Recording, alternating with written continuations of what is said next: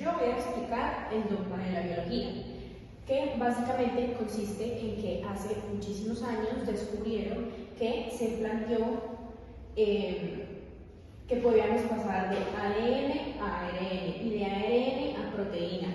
Y estos procesos los llamamos de ADN a ARN transcripción y de ARN a proteína traducción. Pero resulta y acontece que hace algún tiempo el dogma se cayó porque descubrieron que podíamos pasar de ARN a ADN y este proceso lo llamamos retranscripción, aunque todavía no ha sido confirmado el pasar de la proteína al ARN y este procedimiento sería una retraducción no confirmada. Bueno, después tenemos los conceptos previos, que iniciando tenemos el ARN mensajero, que es básicamente una molécula que llevará información genética desde el ADN hasta los ribosomas. Bueno, luego tenemos el ARNT, que es el ARNT de transferencia, que básicamente es una molécula encargada de transportar los aminoácidos hacia los ribosomas durante la síntesis de proteínas. Como siguiente tenemos al ribosoma, que son las estructuras centrales en las que ensamblan las proteínas. Como bien sabemos, el ribosoma lo podemos encontrar tanto en el retículo endoplasmático rugoso como en el citoplasma.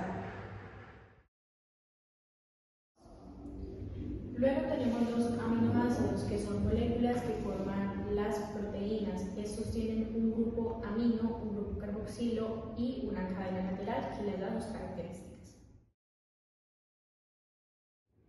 Bueno, luego tenemos los codones de ARN, que básicamente es la unión de las tres bases nitrogenadas, que son adenina, guanina, citosina y uracilo. Estas van a dar origen a un aminoácido que en ocasiones puede llegar a ser un aminoácido terminal, que eso significa que su cadena se puede llegar a cortar. Y bueno, básicamente aquí tenemos las enzimas, que las enzimas estas nos ayudan a acelerar procesos bioquímicos. Bueno, y después tenemos la cadena de aminoácidos, que básicamente, como su nombre lo dice, es una cadena o una secuencia larga de aminoácidos que formarán una proteína, y esas están unidas mediante unos enlaces peptídicos. Si llegásemos a tener alguna modificación o algún cambio en el enlace de los aminoácidos, estos tendrían una modificación en la estructura y la función de las proteínas. ¿Qué es la traducción del ARN? Los ribosomas utilizan el mensaje del ARN-M, que es el mensajero, que está también escrito en codones, que es muy importante para saber. Los codones son tripletes de bases nitrogenadas y lo que hacen es que con la ayuda del ARN de transferencia pueden sintetizar proteínas.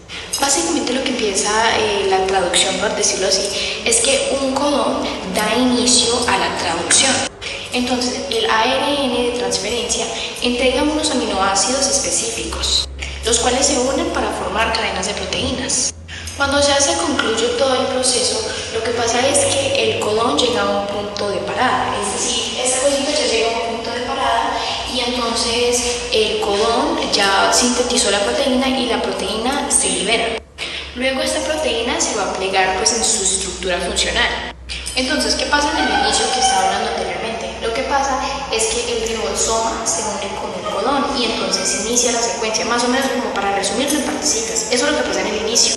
Después, un aminoácido que se llama metionina se une y eso da secuencia al siguiente paso.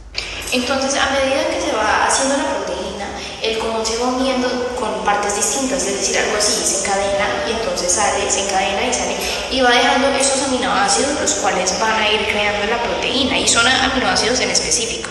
Cuando los aminoácidos se unen, están formando una cadena a la cual se le dice cadena polipeptídica. Y entonces, como les había hablado antes, más o menos en resumen, cuando está en la terminación, básicamente lo que pasa es que ya concluye la secuencia de unirse y de realizar las proteínas, y entonces lo que pasa es que se libera el ribosoma y se desensambla. codificación genética se transforma en proteínas. ¿Qué son las proteínas? Pues son las encargadas del funcionamiento de la célula, ¿no? Ahora lo que les vamos a explicar es el ARN polimerasa. El ARN polimerasa es una enzima y esta se divide en tres, en el 1, en el 2 y en el 3. Vale la redundancia. Más adelante les voy a hablar de ello. ¿Qué vamos a tener en cuenta? Vamos a tener en cuenta que para formar una cadena de ARN vamos a tener un ADN molde, ¿sí? O sea, una hebra de ADN molde de 3 a 5. Ya sabemos que los aminoácidos van a formar, pues tienen el compuesto de adenina, citosina, timina y guanina. En cambio, el ARN se cambia la timina por el uracilo. Entonces, el ARN polimerasa va a enviar, digamos que va a formar una nueva cadena a través del ADN molde. Y estos aminoácidos van a ser, por así decirlo, como un apareamiento de bases. Pero como no vamos a tener timina, sino que vamos a tener uracilo, pues entonces se va a cambiar. Entonces la adenina va a tener el acompañante de uracilo. La citosina sigue igual con la guanina. La timina, como en el ARN no tenemos timina, entonces pues básicamente solamente se pone la adenina. Y así sucesivamente hasta que se complete toda la nueva cadena. Como les estaba comentando, el ARN polimerasa, va a tener, digamos que 3 niveles. Entonces hay que hacer un énfasis en que el RNA siempre va a ser igual al ARN.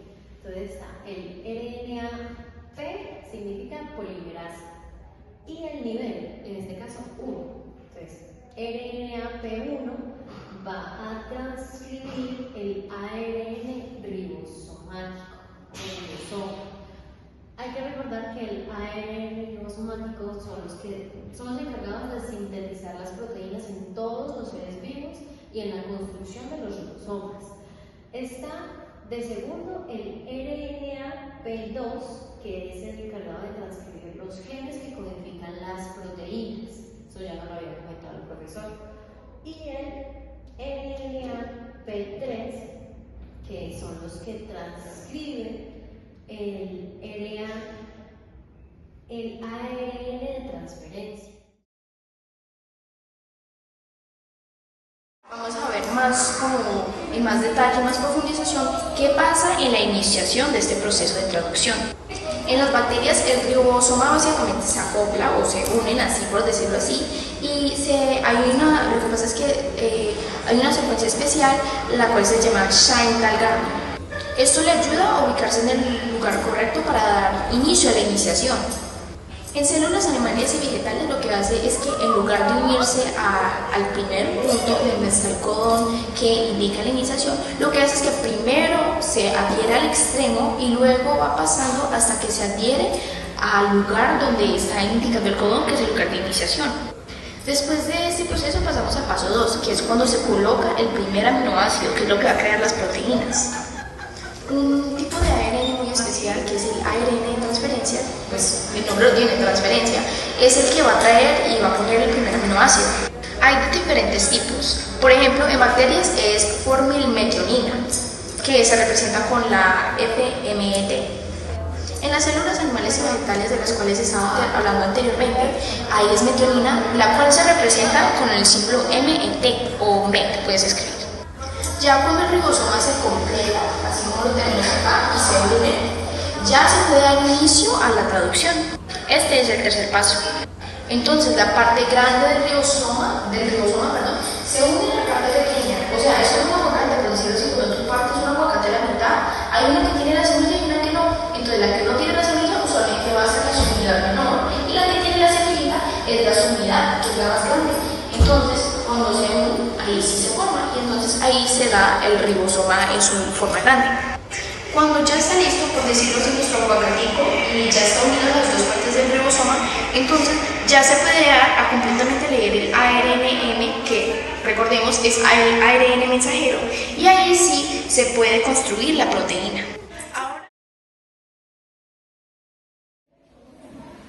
Vamos a hablar sobre la elongación en la traducción del ADN. La elongación es el proceso mediante el cual los aminoácidos se ensamblan para formar una proteína. Esta va siguiendo las instrucciones codificadas en el ARN mensajero por parte del ribosoma. Y en el ribosoma lee la secuencia de ARN mensajero y va incorporando aminoácidos a su paso. Ocurren tres pasos principales. Tenemos el reconocimiento del aminoácido. El ribosoma tiene tres sitios importantes: el sitio A, el sitio P y el sitio E. En este podemos ver que el ARN transferente se une al aminoácido y entran en el sitio A mediante las instrucciones del ARN mensajero.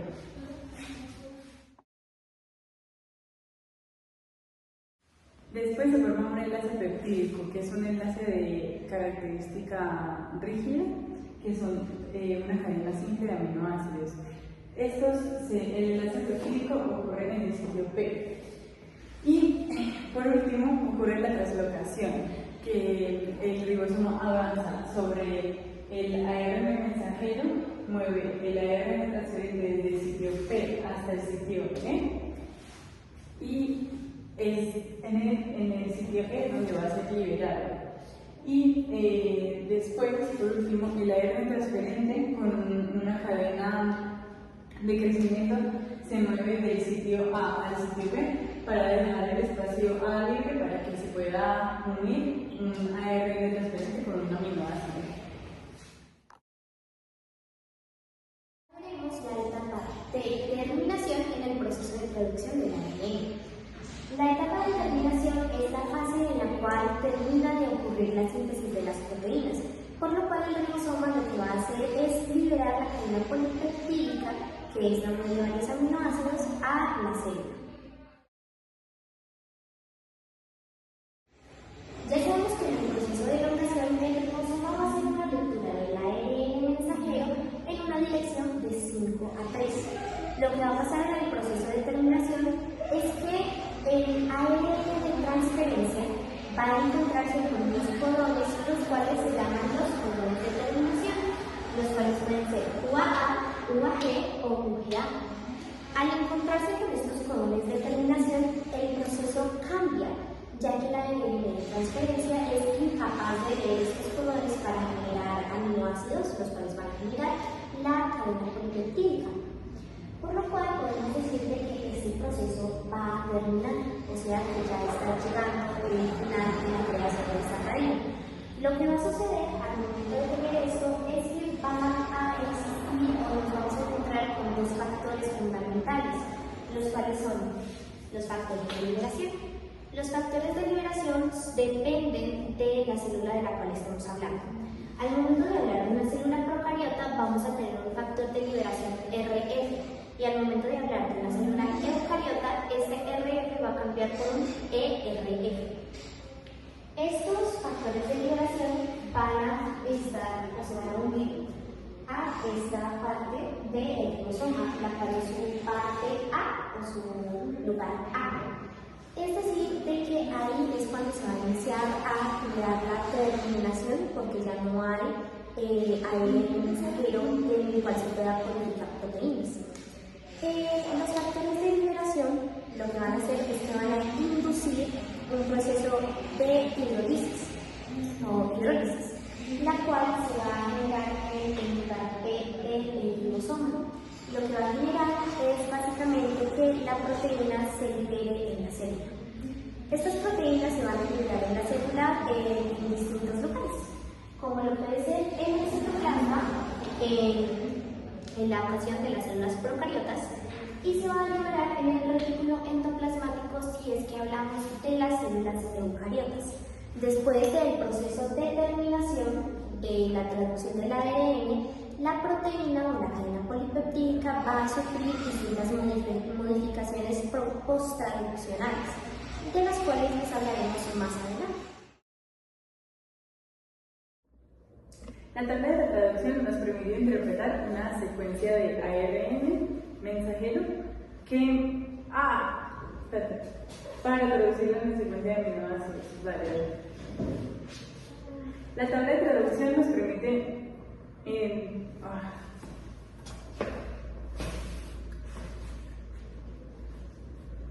La tabla de traducción nos permite interpretar una secuencia de ARN mensajero para traducirla en una secuencia de aminoácidos.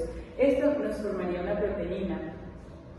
Podemos ver que tenemos en un grupo que está compuesto por 3 nucleótidos, cada grupo se llama codón. Y según la tabla podemos ver que están dispuestos en el primer nucleótido UCA, en el segundo nucleótido estaría aquí en medio, UCAG, y en el tercer nucleótido estaría en el lado derecho. Ahora vamos a hablar de las modificaciones posttraduccionales. Las modificaciones posttraduccionales son todo lo que sufre nuestra proteína después de su proceso de traducción. Esto va a suceder con el fin de encontrar su estructura final, su estabilidad y su actividad biológica específica. Estas modificaciones van a poder ocurrir en 5 diferentes lugares de la célula. Vamos a encontrarla en el citoplasma, el aparato de Golgi, el retículo endoplasmático, el núcleo y la mitocondria. Ahora, vamos a dividir estas modificaciones posttraduccionales en 3 tipos de modificaciones, las cuales son el plegamiento de la proteína, la adición de los grupos, el corte o procesamiento proteolítico y básicamente serían esos. Entonces, vamos a iniciar a explicar el plegamiento de una proteína. Si bien hay algunas proteínas pequeñas que pueden llegar a formar su estructura tridimensional de manera autónoma, es decir, que se pueden plegar. A continuación les voy a enseñar cómo serían las estructuras de unas posibles proteínas y también, más que todo, enfocándonos en cómo sería el plegamiento para formar dichas proteínas. Entonces nos vamos a un proceso que se va a dividir en 4. La primera, que se llama estructura primaria, se los voy a explicar de una manera más sencilla, que es a través de un collar de perlas. Vamos a tener una línea vertical con unos circulitos. Estos circulitos van a ser las perlas y las perlas van a ser los aminoácidos. ¿Cuáles son los aminoácidos? La adenina, el uracilo, la citosina y la guanina. En la estructura primaria solamente vamos a tener esta cadena de aminoácidos de manera como de una línea, ¿sí? No se va a plegar ni nada por el estilo. Después pasamos a la segunda, la estructura secundaria. Aquí sí se va a empezar a ver como un doblamiento o un plegamiento. ¿Por qué? Porque los aminoácidos tienden a atraerse, entonces por eso se van a ir juntando. En la estructura terciaria es donde este collar de perlas se va a ir compactando. Generalmente lo podemos entender como si fuera una bolita, pero pues claro, como hay diferentes tipos de proteínas, pues dependiendo su forma, su función. Entonces por eso aquí vemos que este collar de perlas se va a ir compactando en la forma en la que sea establecida dicha proteína. Muchas veces, y aquí vamos a pasar a la estructura cuartaria, que es que esta compactación no es suficiente. Entonces, ¿qué vamos a hacer? Vamos a realizar otra vez el proceso de volver a formar los aminoácidos, primero la cadena lineal, plegarlo, doblarlo, la compactación, y vamos a formar varias cadenas de aminoácidos para que esta proteína sea mucho más grande. Repito, no todas las proteínas tienen la misma forma. A base de su forma tienen su función específica.